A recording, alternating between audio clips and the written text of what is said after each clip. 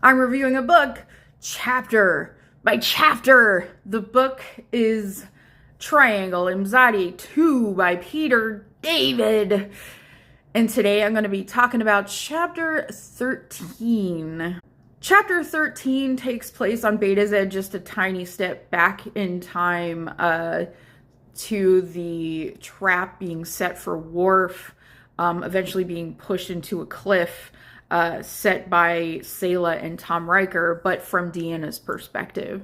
So we start the chapter with Deanna,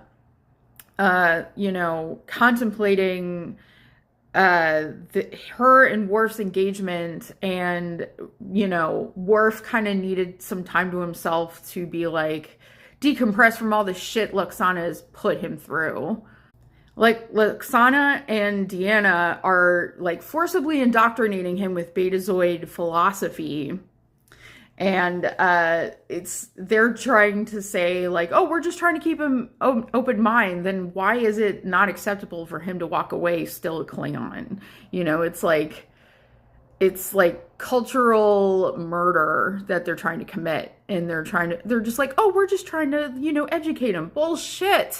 But then, who she thinks is Will Riker shows up, and they end up in this conversation about their relationship, and Riker starts acting entitled, like, hey, why don't we go into the jungle and talk about this some more, remember the good times. And it's like, did you forget that the time that you took her virginity was in the jungle immediately following a hostage situation? Like, that part's always conveniently left out. Like, she was traumatized and, decompressing after being assaulted and kidnapped and having a gun in her mouth.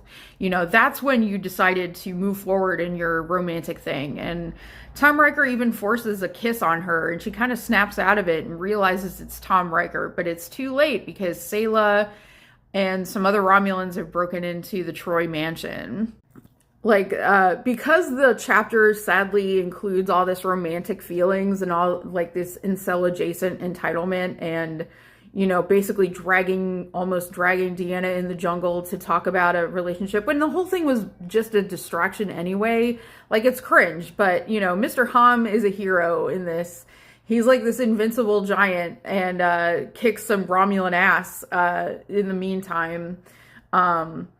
But yeah, and Tom Riker is the person who says to Selah, you can't kill these people without making a huge mess. So he kind of like saves them, but the romantic shit I just can't stand.